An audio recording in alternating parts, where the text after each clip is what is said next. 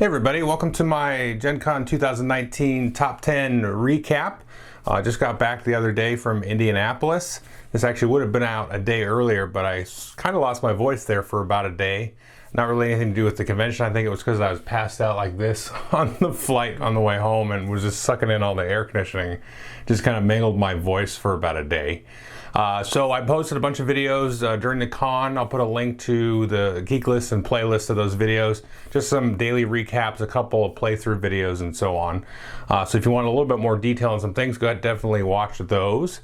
But let's just kind of jump into it. Obviously, I had a great, fantastic time. I think I would be lying if my favorite part of the convention wasn't riding Lime scooters all over Indianapolis. They have these, they're just everywhere, covering every street of downtown Indianapolis. And sort of the vibe I got was about half the people seem to really enjoy them and half the people hate them. They have them in the next town over in Washington State from where I live. They don't have them around here. But we had a blast kind of just mobbing around town, going to lunch and things like that with them, and just had a great time. You know, you scan the app and you get going and you start riding around, and it costs you a couple of bucks to get somewhere, but it's pretty breezy and snappy to get somewhere. And apparently it's a little bit environmentally friendly. I'm not 100% sure how truthful that is, but I think it is a little bit. But we had a great time doing that. And that would probably be my favorite game of Gen Con, is mobbing around downtown Indianapolis in scooters, especially on Saturday night. That was actually quite fun. And speaking of Saturday night, just to kind of recap some of the stuff before I get into the top 10. If you want to skip this, you can click the timestamp down below. I had a great time at the Secret Cabal gaming podcast meetup, and they had that over at the Alexander Hotel. A great time, got to meet a lot of folks, introduce myself to some different folks, and just a general good time. It's always a good time to kind of sort of close out the convention for me at that meetup because it's on Saturday night. And I usually bug out of there early on Sunday morning to kind of avoid the traffic of leaving and all that stuff and get home to my family and all that stuff before the work week starts back up. So that was a lot of fun to do that. And I just kind of want to make one mention, sort of an honorable mention, before I get into the top 10. One of my most anticipated games that was higher up, I guess you'd say, on my list was Black Angel. And I didn't get a chance to play that. I got a chance to kind of start diving through the rules of that. They had 2 copies of that in the Hot Games room from Board Game Geek over in the Hyatt Regency. And man, that thing was checked out all the time. And I was hoping to snag it, you know, dive into the rules, chew on it, and then hopefully teach it to some folks and, you know, get it played. The little bit that I did get into it made it seem really, really interesting. I really liked the theme and the vibe of it, of kind of controlling these different sort of AI mechanisms to, you know, make the ship survive its journey and to try to find a new planet for humanity and all that kind of stuff. So it seemed really, really interesting, but I didn't get a chance to play it. That's one that kind of slipped through my fingers there that I was really hoping forward to looking at. And but we'll see. We'll probably try to get a copy of that hopefully sometime before Essen. We'll see, though. I'm not sure how available it's going to be. It also did sell out really quickly, I believe, on Thursday at the show. But let's go ahead and jump into my top 10. And the first thing is not actually quite a game. It's not scooters, but it's not quite a full game. And that is Tabooru from CMON, or Cool Mini or Not. And they were giving demos to press folks in the booth. And I didn't actually get a chance to get in there, but I talked to about 3 or 4 different press folks. I talked to Roy from the Dice Tower, as well as the folks at Rolling Dice and Taking Names, and then David from Man vs. Meeple. And between the 3 of them, I really got a good, clear breakdown of the technology and everything like that. And honestly, I was a little bit skeptical hearing about this. If you're not familiar with what Tabooru is, it's basically like a digital mat that they're designing a new version of Zombicide for, but it's going to be opened up for anybody to make games for this sort of console, if you will. Any company could kind of come in and make it, but CMON is going to be kind of the first to use it, and I think they're funding it in some ways. And so you can basically play Zombicide on it, okay, big whoop, but it's digital, and you hook up like an iPad or an iPhone to it, and each player can have their own phone with their own player dashboard. and then you move these miniatures and dice and things like that have RFID chips, and there's some Bluetooth in the dice, and you don't really have any cards or anything like that you have to keep track of. You just kind of move them around on the board that has these kind of magnetized areas that are connected to this mat, and you kind of just play the game like that, and it's all digital. So the digital side of it kind of enhances sort of the atmospherics, the sound effects, plays some animations, does some interesting story arcs and things that are a little bit more difficult to do with cardboard and cards. But for me, the thing that kind of brought it home, and David from Man vs. Meeple and I talked at length about this actually at the Secret Cabal meetup, and it really kind of blew me away, is basically, so because it's connected to an app, it can also be basically connected to the internet, uploading stuff to the cloud. So theoretically, I could be playing kind of my copy here in Idaho, and then Billy could be playing his copy over in Timbuktu, and we could be playing synced up at the same time. So we're both playing kind of a physical miniatures board game, but it's sort of in real time, but across the earth. So that sounds really cool to me, because I've got a couple of friends online and stuff that, we're always like, hey, it'd be nice to like try to Skype this game, and I'll show the camera here and then you play this and we can play together online. And sometimes games will work okay with that, or you can use something like Tabletop Simulator, which I'm not really into, and play kind of board games at a distance. But even folks locally here, I can think of sometimes where it's like, well, we'd really like to get together to play this specific game, but the schedule doesn't work out. It's not something we bring to our normal Thursday night group.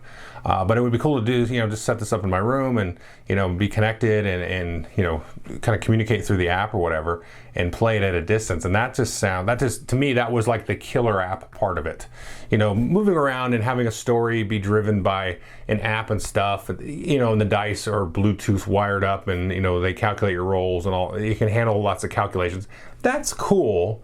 But that's kind of like in the realm of just pure video game to me. Whereas because I can play it like at a distance, I can still play the board game. I still have that social aspect of it. Even though we're not sitting next to each other, theoretically now, and this has to be proven out obviously, is we can still kind of have that similar face-to-face interaction through this online technology. So maybe you fire up Skype or something like that, or FaceTime, and then you can run the app and have all that kind of stuff be handled. So that to me was a very, very interesting idea. I did get a kind of a ballpark sense of the cost. I'm not going to comment on that because I don't know for sure. Things can obviously change, and I'm really not at liberty to say. But it felt reasonable to me. So I don't know what the cost is going to be, so maybe they increase it, and then you say, Joel, I thought you said it was reasonable. I'm not going to tell you. But what they kind of hinted at, to me, seemed reasonable. So I was pretty excited about Tiburu. And so I look for that coming out. I don't know when, but it's going to be interesting to at least watch. I don't know that I would get it myself for sure, but it's still something I think worth looking at. So the number 9, or the next game, this list is sort of ballparked in order, but we'll just go from 10 to 9 in this case. Number 9 is Horrified. This is a new game from the designers at Prospero Hall. They also did Jaws, which I reviewed a few weeks ago and really liked. Horrified is basically all of the kind of classic movie monsters: Dracula, Frankenstein, the Creature from the Blue Lagoon, all those kind of old movie monsters are sort of invading this town. And you, as the heroes, are trying to thwart them. Had a chance to play this one and really liked it. This wasn't really on my radar, but it seemed to be on a lot of folks' radar that were attending the convention. So I got pulled into a game of it. It was really a lot of fun. It was pretty simple in terms of the mechanics. I would say it's probably right at what you might call something like a gateway game for folks, because the theme as well is very much sort of entry level. Everybody it probably is a little familiar with those old classic movie monsters like Dracula and Frankenstein and things. And it has some really quick and snappy mechanics that make it very easy to pick up and play. And it seems to be able to accommodate multiple player counts. I talked to some folks though that have played it a few different times, and they said there's actually a little tweak you probably want to do when you're playing at a different player count. So let's say you're playing a 2-player game. You probably want to bump up the monster count to 4 monsters. Whereas if you're playing with 5 players, you might want to drop that down to maybe even 2 monsters. And I think that's going to take some getting used to, and maybe some, sort of work by the community to kind of feel out what the best sort of configuration is. Because some folks that I know played a 5-player game with 4 monsters, and that they just got demolished before they really even could start playing. And the particular game that I was involved in, we played 5 players with 3 monsters, and it was a rough go of it. I mean, we made a little bit of headway into sort of killing off one of the monsters, but not really. So the game is going to scale very differently based on player count and number of monsters. And so there's a little bit of sort of debate about, maybe the rulebook should be a little bit clear about that. But the rulebook does apparently say that you can scale it, but I think there is probably an ideal scale for the player count. So that's something to just keep in mind. And definitely, I'm still very interested into getting this and playing it further, because regardless, we got our butt kicked in the game I played, but I still was like, wow, I'd really like to play it again. I can see some things that we would even do differently, even though maybe we made it a little bit harder on ourselves than we needed to. So that is Horrified. It's a great production as well. Definitely take a look at that one. The number 8 was a big surprise. A lot of these are going to be surprises on this list.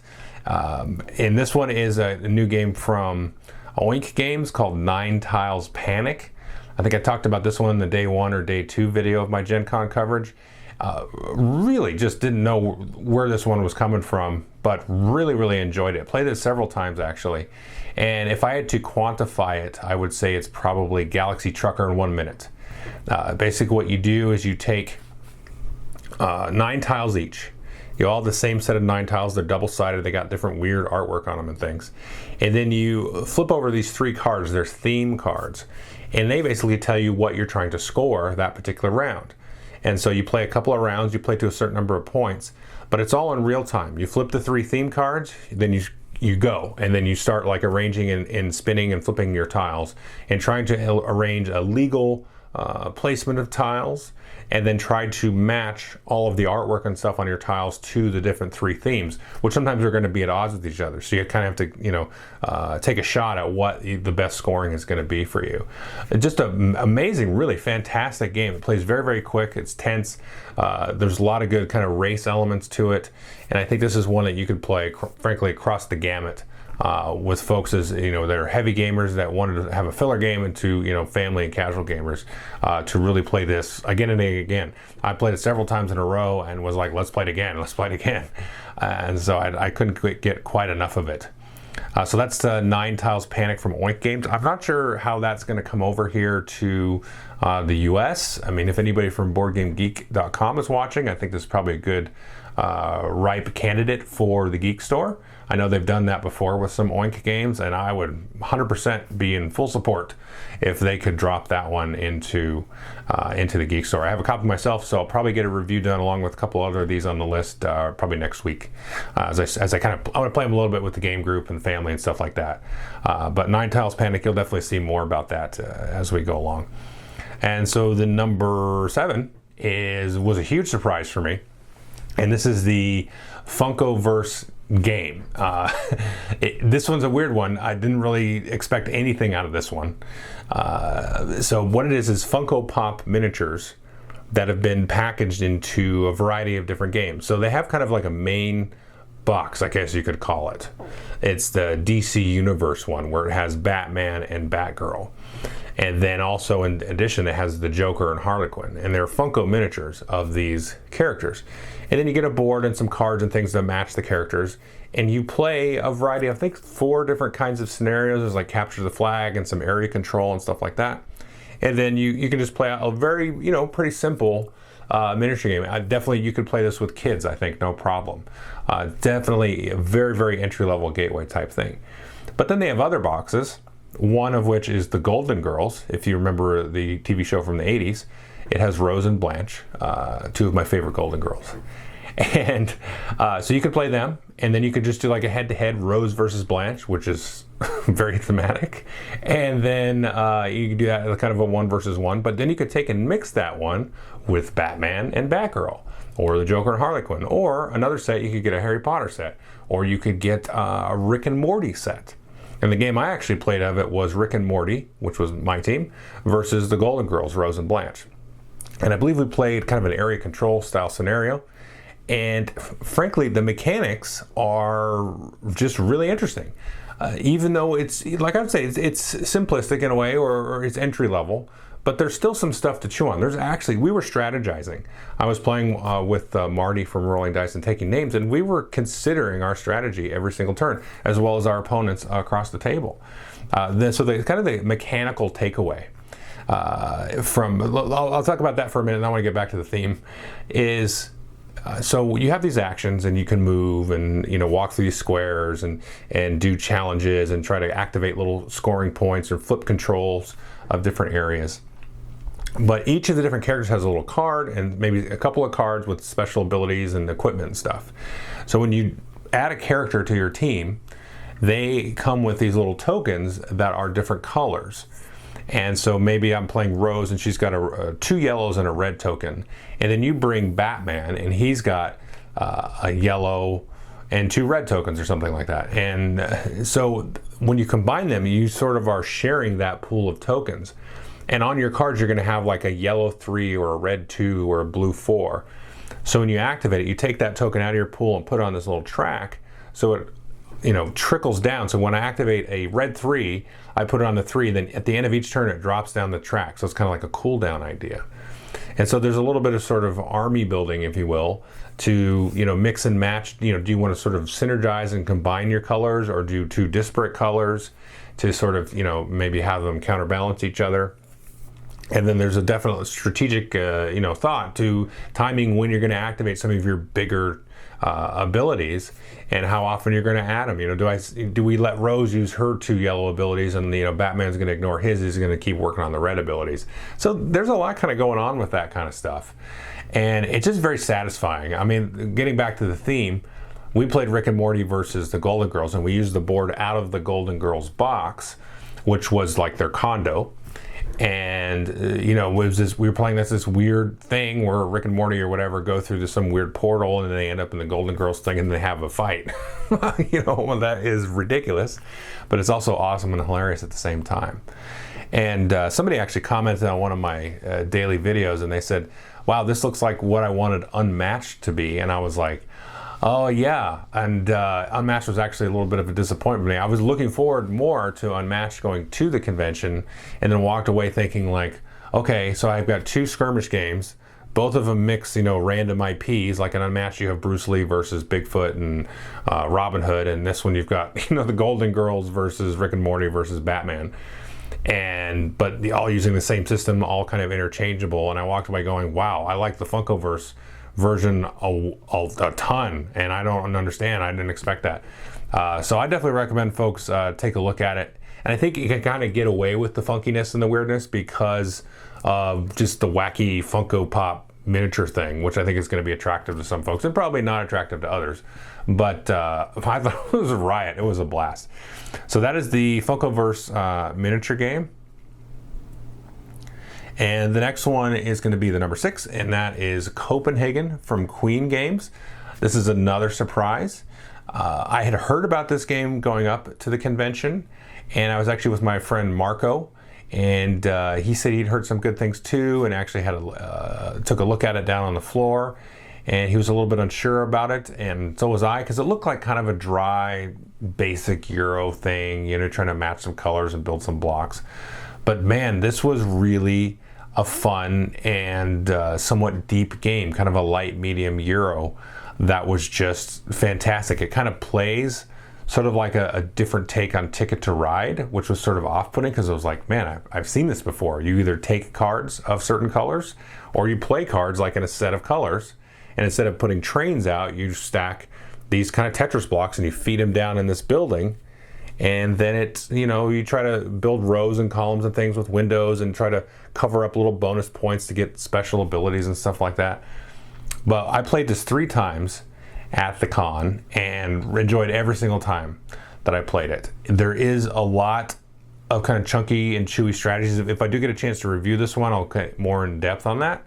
But as it stands, it was an amazing 2-player game, 100% awesome at 2-player.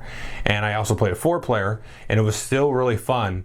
But the 2-player game, and I probably would guess that the 3-player game is probably pretty good too.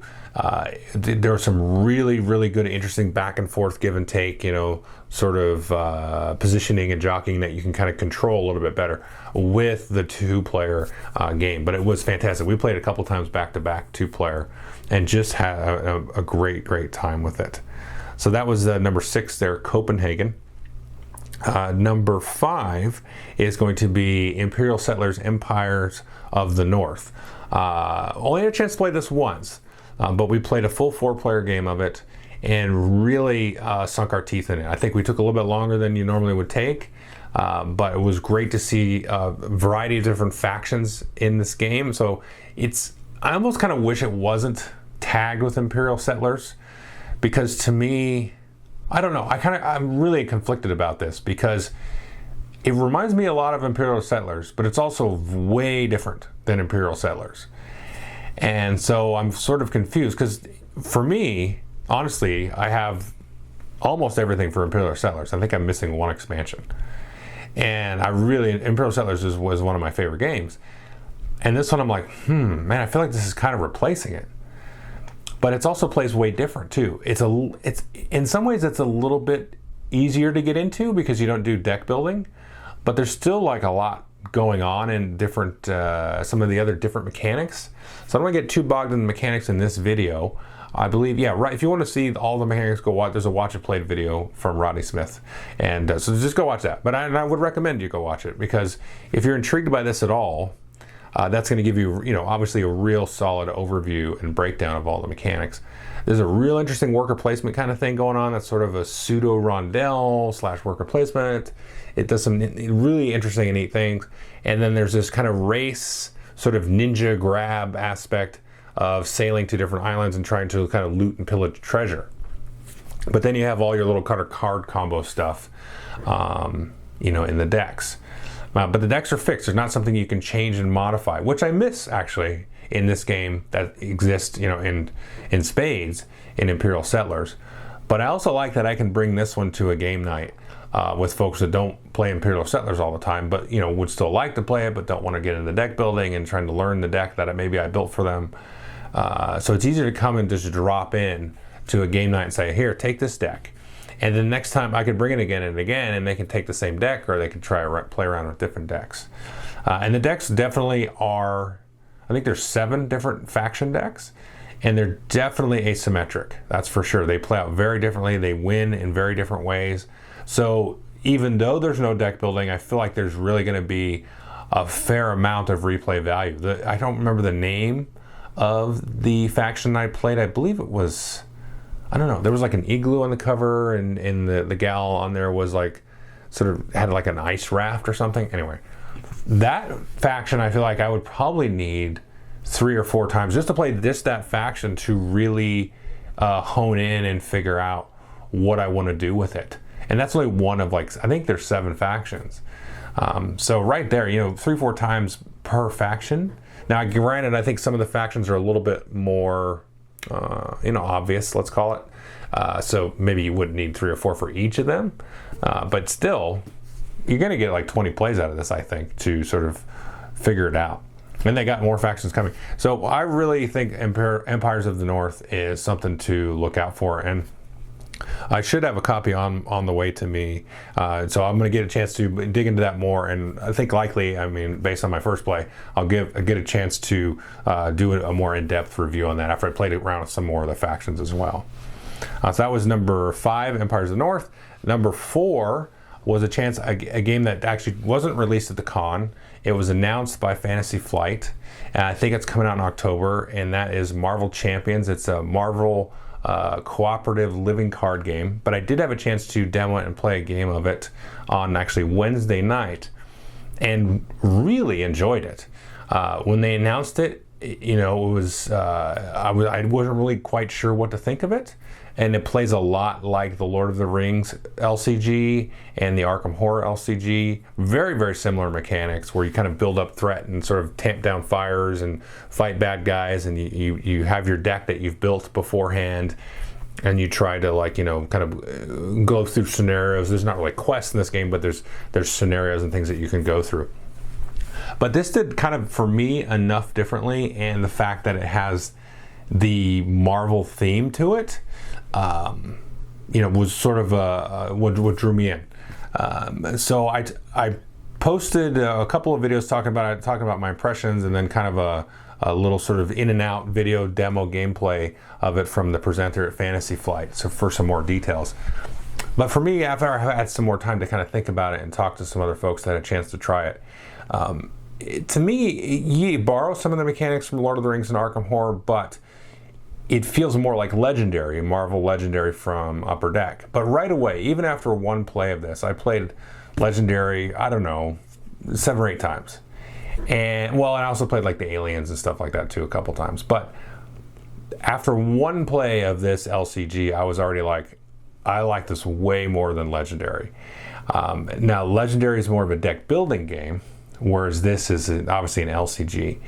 And this to me feels a little bit more integrated and thematic and more in tune with like the superhero thing. So a couple of takeaways I want to talk about with this one is, first of all, is the deck building. So you take Spider-Man or Captain Marvel or Iron Man or She-Hulk. I don't remember, there was one or two other characters in the base box. And you take that character's small deck of cards, and then you pair that character with an aspect of like justice or aggression or leadership or whatever. And so you can sort of have that character be in kind of a certain mood, if you will. So maybe Spider-Man this time is really aggressive, and She-Hulk is not feeling so aggressive today. She's going to feel more justice-oriented, right? And so you can kind of play around with the character of the character, right? You can play around with their different personalities. Like through the course of playing games with those different decks, you can make them more three-dimensional, that's really a neat thing. I was thinking about that, and I was like, you know, that's a really cool thing, because it's always like you're playing the prototype, stereotype, you know, boilerplate version of a character a lot of times.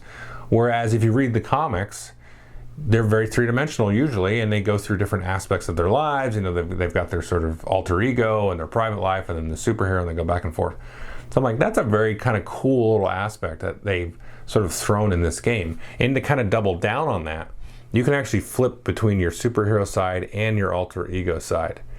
And when you do that, you can, at once per turn, you can flip. And then you can kind of trigger different things, and the villain's going to behave different ways. So if you're on superhero side, you're going to be in their face, and so that's going to be the scene where you're having your throwdown. If you go back to your alter ego, your private side, you kind of recover some health. You can maybe do some manipulation. So like when you're Iron Man, you become Tony Stark, and when you're Spider-Man, you can become Peter Parker, and so on. And you can do some of your more subtle things. Your more human side is going to kind of come out, and that's a really interesting aspect. So it's got this kind of subtle stuff in there that's interesting. Oh, the other thing is that, so when you bring your character to play a scenario, so you play against Rhino doing this scenario or this scheme, and I'm going to bring along my Spider-Man baggage. So stuff that Spider-Man has is going to get shuffled into the villain deck and to the scheme deck.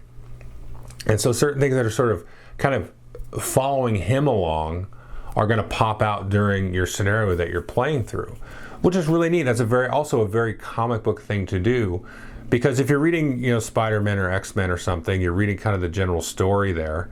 But then when you have that team up, that crossover of, Wolverine and She-Hulk, they team up, those storylines are going to kind of intersect, but they don't completely go away. And you have that sort of crossover and that carryover and the bleeding of stories across. And that's just really, really neat and fascinating to me.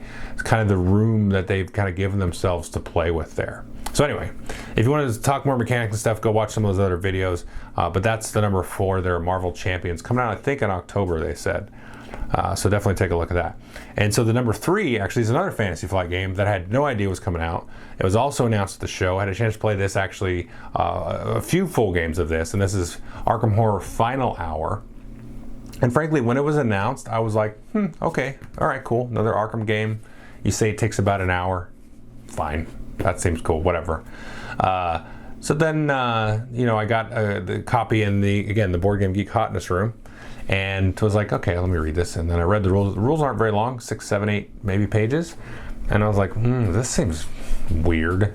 And then a couple of friends of mine showed up, and we said, they're like, well, I want to try that. Let's play it. And I was like, okay. I said, well, there's a couple of weird things here.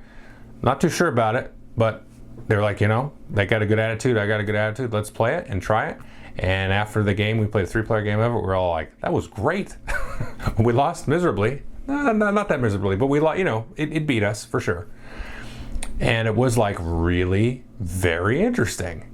Now, I do definitely go check the Geek List or playlist here, linked below for this. The video will be in there. And I kind of gave a very brief rules overview. I could cover basically all the rules. And, so it took about 3-4 minutes. And so that's kind of the gist of the rules. But I've been thinking about it since I did that video. And one of the things that they mentioned in the presentation that I didn't see actually in the game that we played, because I only played games of that first intro scenario with people. I played with 3 players and 4 players. And the one thing that they mentioned that we didn't see, but now I'm sure must be in some of the other scenarios, like we set up Cthulhu and played the basic normal difficulty scenario, is that sometimes the scenario will have it where you're trying to stop the ritual, but the ritual doesn't get stopped, and then it'll switch into like a completely different mode. Now in this particular one, we didn't see that. Once the ritual kind of goes off, or we don't prevent it, then we kind of lost right away. But it does some really funky stuff with the mechanics. It's basically a cooperative deduction game, so it's like you're playing kind of cooperative Clue, but with modern mechanics, and it's really just something completely different, I think. And I think I saw a lot of comments on those videos are like, just God, blah, whatever, Arkham Horror, pass, never mind, screw that, what's wrong with Fantasy Flight Games, which not to that level of vitriol, but had similar thoughts going through my head. I was like, okay, that's fine. Really give this one a shot. I think folks should give this at least a play or two.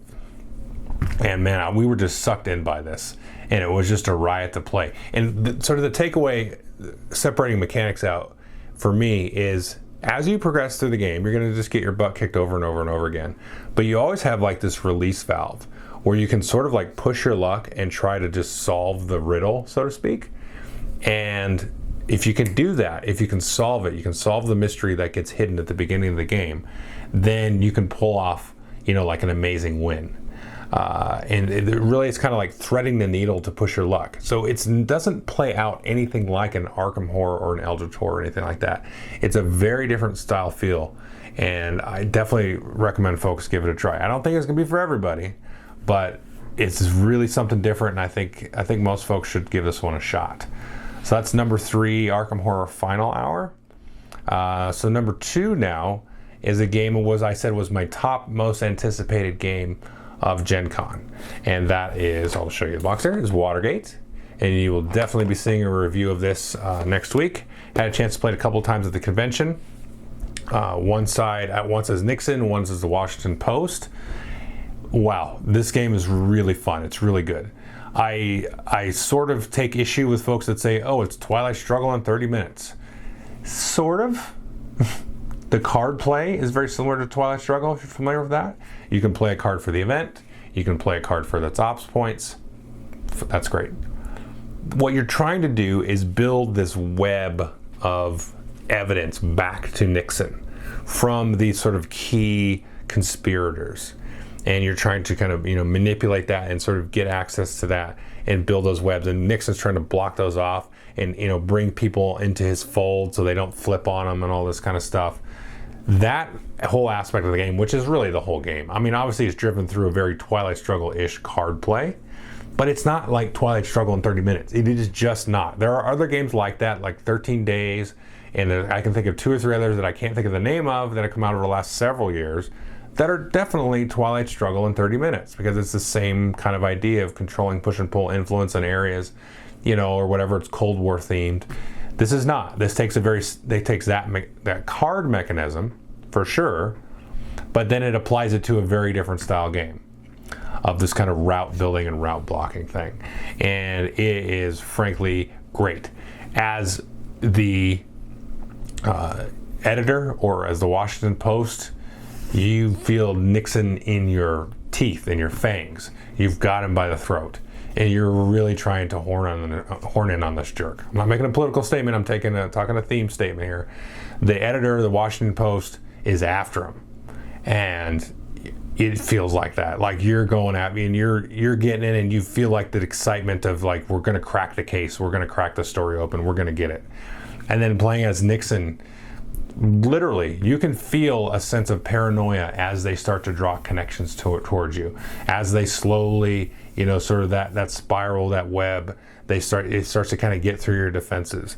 And as you sort of kind of force people to come into your side, like, there's some real interesting kind of implications there, just definitely in the abstraction of the game, but it's there. To me, all that is there, and it feels very, very different and fun to play either side of it. I really enjoyed playing as Nixon. I lost as Nixon and won as the Washington Post. So I don't know, maybe it's easier for the Washington Post, maybe not. But the game that I lost playing as Nixon, it was down to the wire. Absolutely down to the wire, and I definitely could see things that I would have played differently as Nixon, for sure.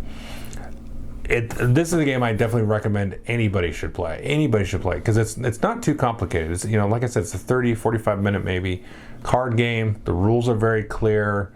It's not too tricky to pick up and learn. It's going to require repeated plays, I think, to really get after kind of understanding all the decks, because each side has their own deck. And so you really want to know like what they can do, because there's some stuff like when I was playing Nixon, I really got off to a good start. And I felt like, wow, I was like, man, I'm just hammering the Washington Post player. But then you could kind of see the kind of give and take and the kind of the momentum sway and certain things. And I was like, well, if I'd have done this and that, then I definitely would have won the game. But back and forth with everything. So it's one of those things where like there's only like 20 cards in each deck, and so you can kind of know what's going on in their deck and stuff, and I think that's just going to add to the replay value of it. So that's Watergate. Definitely take a look at that one. I'll definitely do a more in-depth review of it next week for sure. So that's going to bring us to our number one game, which I also picked up, and this is Medium from Greater Than Games. And this to me was by far the game of the convention, just by far. And I played so many games of this. I mean, maybe at least a dozen. I played it nonstop every single day with multiple people.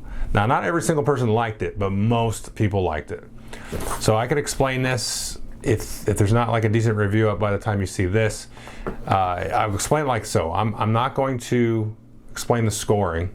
The scoring is sort of pointless, especially if you play two-player. There's no reason to score. You just play for fun, which I would 100% do. I would sit and play this for an hour, just two-player back and forth, just seeing how good we could get. But what happens is, so I've got a hand of 6 cards. You've got a hand of 6 cards. All they have is one word on them. I play the card with a word. Maybe it says turtle. I think I used this example in another video. That's okay.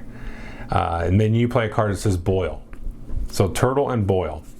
And we sit there. We think a minute. They say, are you ready? Are you ready? Okay. 3, 2, 1. We say a word. And maybe we say the same word. Maybe we both say soup. And then we win, we get some points. Especially we get a lot of points because it's our first guess and we got it on our first guess. But maybe we missed it. Well, I said stew and you said soup. So those become our 2 new words. And so stew and soup, stew and soup. Okay, we think. Are you ready? You ready? 3, 2, 1. Bam, you say the word. If you don't get it that time, you get one more shot. But then the points go down. And there's some different ways to play with a round robin. You can play in teams or kind of play left or right and all the stuff. That's in the rules. It is so friggin' fun. It is just a blast to play this. It's awesome when you get it the first time, and sometimes it seems like it's obvious based on the words, but then you're still not sure. But when you get it, it's still fun. And sometimes it's awesome when you get it on the last word, because you've sort of worked and gotten your way to that same kind of cohesion, that same telepathy. I can think of one instance where I'm trying to figure out how to explain this. So we missed, and then before the last one, I jumped out into left field, and I threw up a word that was like, it was barely in the ballpark. But I kind of knew that my partner was going to be, they were going to be outside the ballpark too, because we'd really kind of missed. We were almost like too close, so we couldn't really think of a word, because you can't reuse any of the words that you've said. And so he went a little bit out, but I went way out. And so we created like this new connection, and then we got it. We sat there and thought for like a minute or so. It was a little while. But just that, the fact that you can kind of play around with it is great, because that's what makes it a game. It's not just like just doing stuff and just thinking of a word and trying to come up with the obvious thing. You can kind of play and manipulate a little bit and try to sort of set up the next one, because you know you're not going to get this one right? So you just know, you're like, we're so far apart, we're not going to get anything right. But then you can sort of take and go get a chance. It's like, okay, we're going to miss the next one probably. And then now we're going to try to set it up so there's you can make some other connection. Some other neuron's going to fire and then make that lightning bolt go through your brain. You know, it's so cool. It's just so cool how you can play this. And I played this a bunch of player counts, 2, 3, 4, 5, and 6. Yeah, I played all the player counts. And every single player count was fun. If you have odd number of players, it can sometimes make it a little awkward. But if you have an even number of players, you can just do it simultaneously, left to right. It's in the rules. I don't think the simultaneous part's in the rules, but I'll explain that in the review part. But yeah, 100% fantastic. Definitely recommend Medium. But to me, that's a no-brainer pickup. I think this game will be in my collection forever. It's just too damn fun. All right, that's my Gen Con recap. Thanks for watching all the other videos. If you missed any of them, take a look at the geek list or playlist below. And if you're listening on the podcast, there you go. Thanks for listening. And we'll talk to you guys next week. And, we'll have some reviews. Thanks.